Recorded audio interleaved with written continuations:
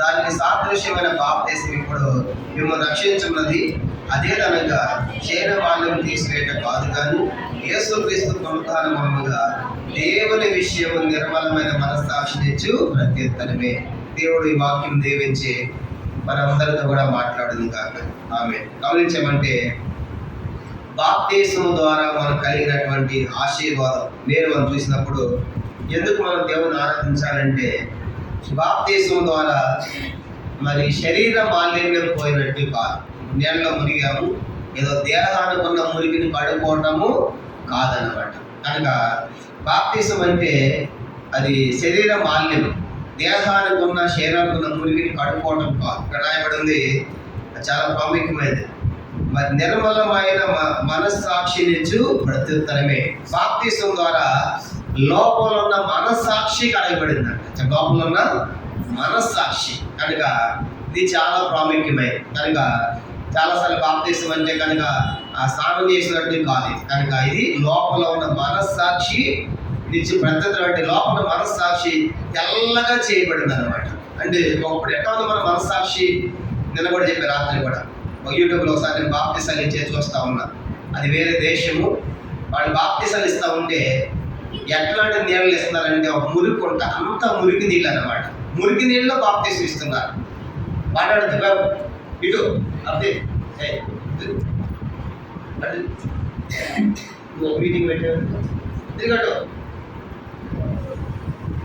వేరే దేశం, అది దేశం అయితే వాళ్ళు బాప్తిసాలు ఇస్తున్నారు. దాంట్లో చూస్తుంటే మురికి కొంట, అంత చక్కని మురికి నీళ్ళు అనమాట. దాంట్లోంచి ముంచి లేపుతున్నారు.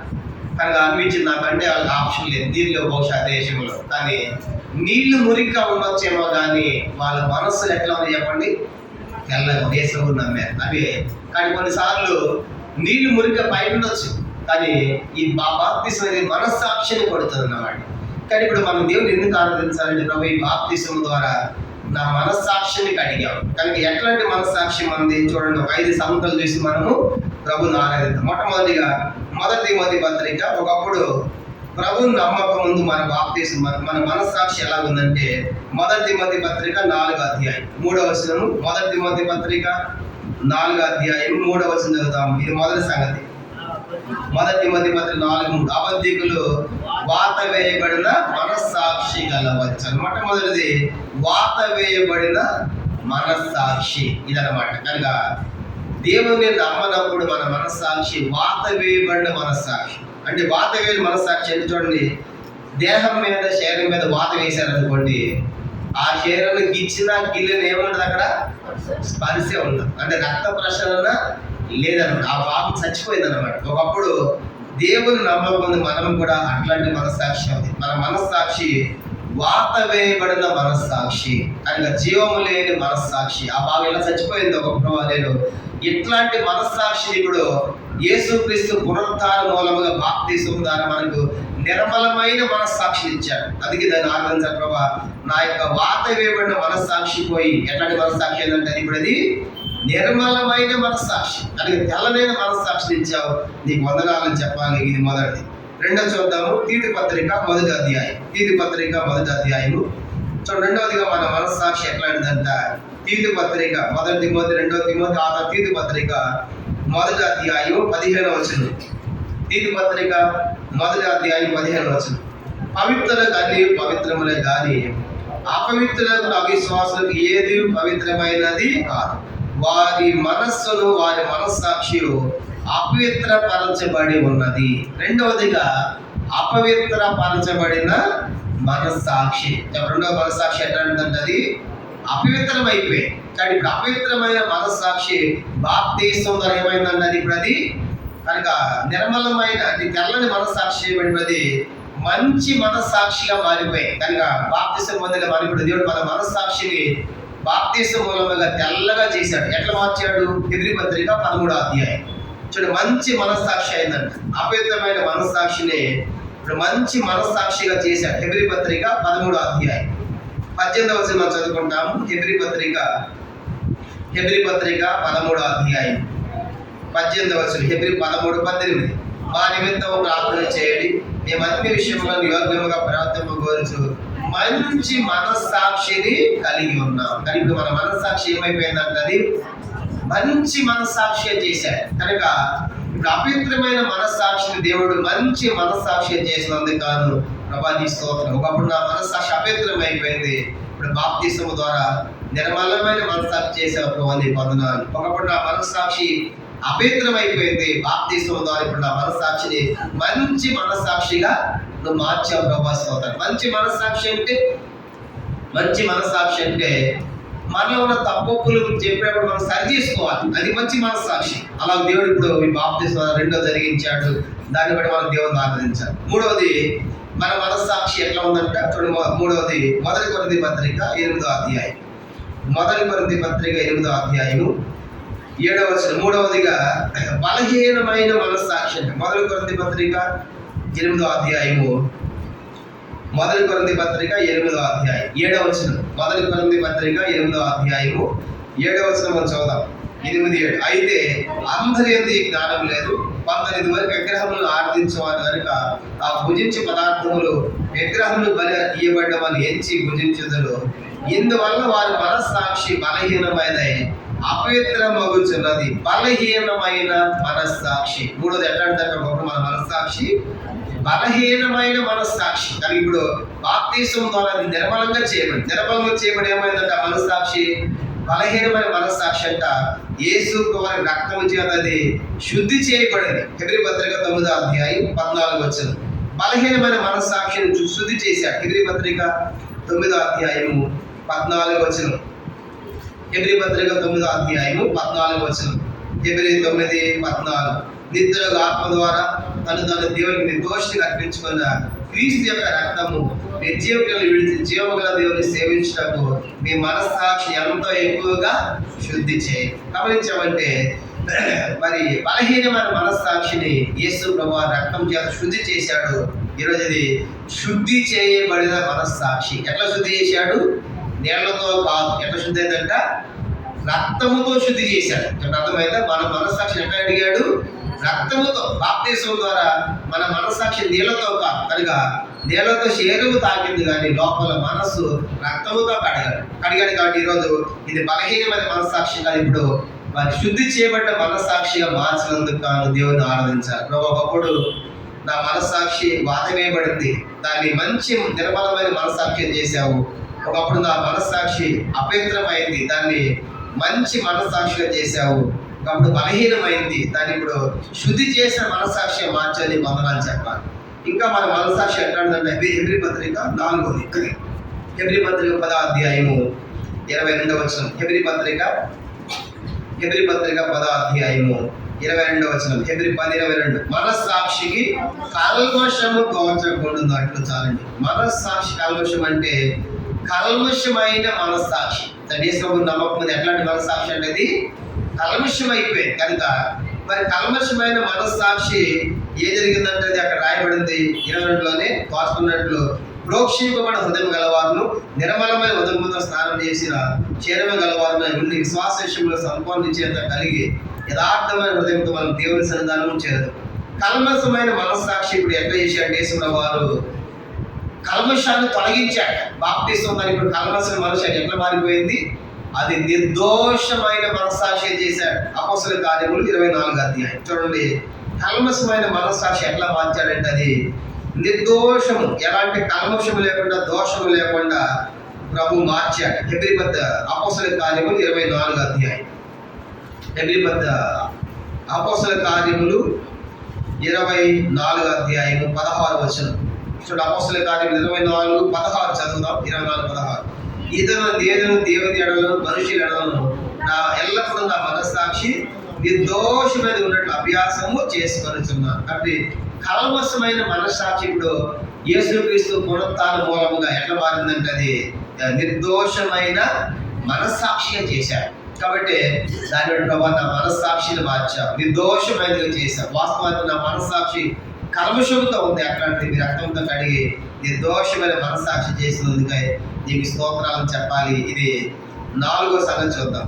5వది ఆఖరిది హెబ్రీ పత్రిక 9 చదువుకున్నాం కదా. కనుక మన మనస్సాక్షి ఆయన రక్తం శుద్ధి చేసి కడిగిందంట. కడిగింది ఇప్పుడు ఎట్లాంటి మనస్సాక్షి అయిపోయింది? మన మనస్సాక్షి మొదటి తిమోతి పత్రిక 5వ ఆఖరిది 3వ అధ్యాయం 9వ వచనం.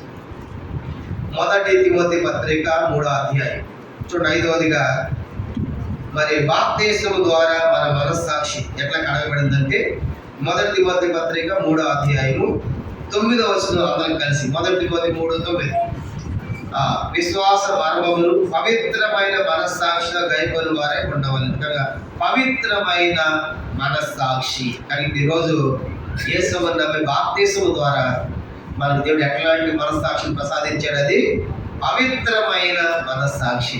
కానీ దాన్ని బట్టి ఉదయకాలం దేవుని ఆనందం ప్రభా కనుక బాప్తిస్మము ద్వారా యేసుక్రీస్తు పునరుత్థానం మూలముగా నా మనస్సాక్షి నిర్మలమైనది, తెల్లగా చేశావు. వాస్తవానికి నా మనస్సాక్షి బాధ వేయబడింది, నా మనస్సాక్షి అపవిత్రమైంది, నా మనస్సాక్షి బలహీనమైంది, నా మనస్సాక్షి కల్మషంతో ఉంది.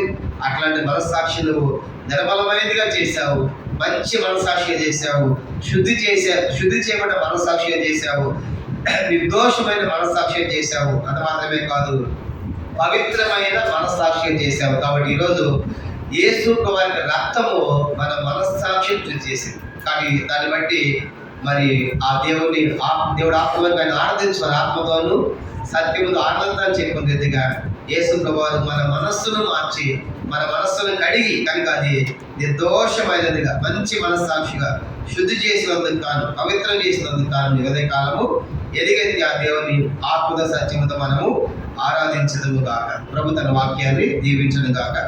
ఒక 2 చరణాలు పాడతాము. ఆ సమయంలో సండే స్కూల్ పిల్లలు క్లాస్కి వెళ్ళండి. ఇక్కడ వచ్చే ప్రార్థన చేస్తాము. తర్వాత బలవర్తమానం ఉంటే తర్వాత బలలో కూడా పాల్గొంటాం. మనం 2 చరణాలు మాత్రం లేచి పాడతాము. దయచేసి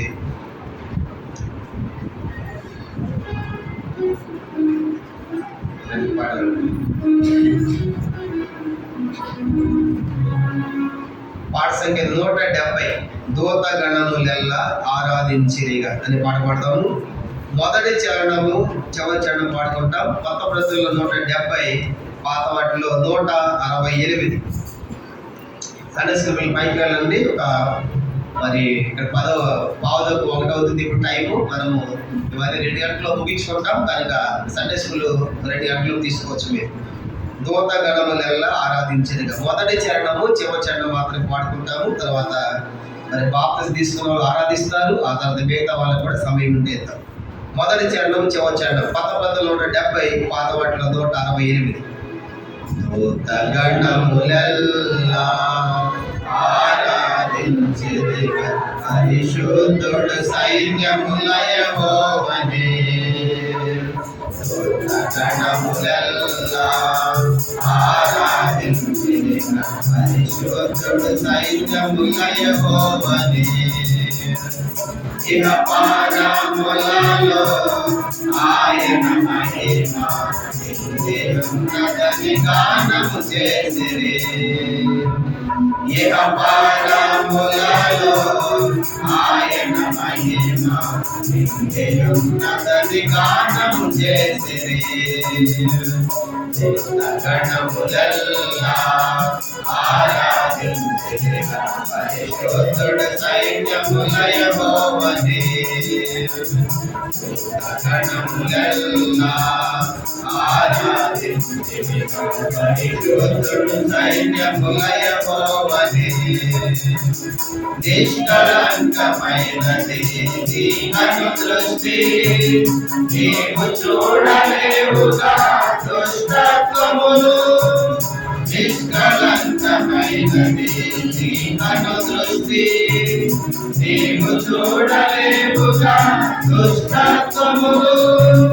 దూరస్తులమైన మమ్ము నీ రక్తముతో, దూరస్తులమైన మమ్ము నీ రక్తముతో చేరదీసి చేర్చుకున్న స్వామి స్తోత్రము.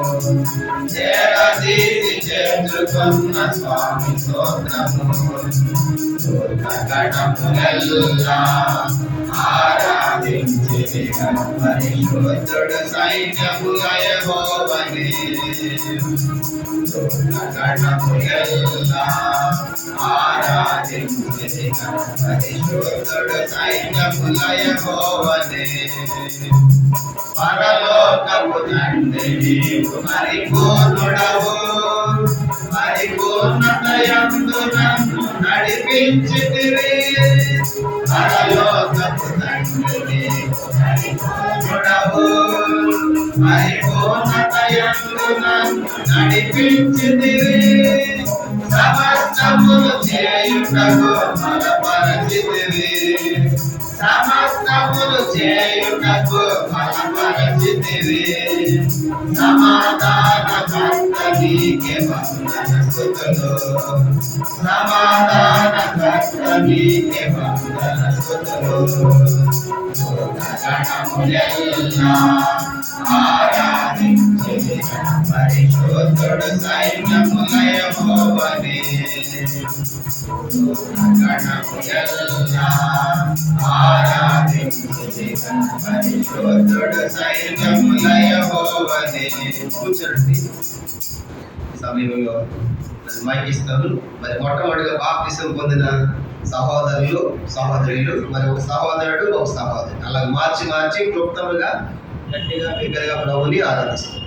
అటువంటి ఒక సహోదరుడు ఒక సహోదరు అలా మార్చి మార్చి ఆరాధిస్తాము. కనుక మొట్టమొదటిగా సండే స్కూల్ క్లాస్కి టీచర్స్ ఆరాధించారు, కానీ క్లాస్కి వెళ్ళి ఆరాధిస్తారు. ఆ తర్వాత మరి సహోదరులు సహోదరు మొట్టమొదటి సండే స్కూల్ క్లాస్కి వెళ్ళేవాడు. మొదలు పెట్టండి.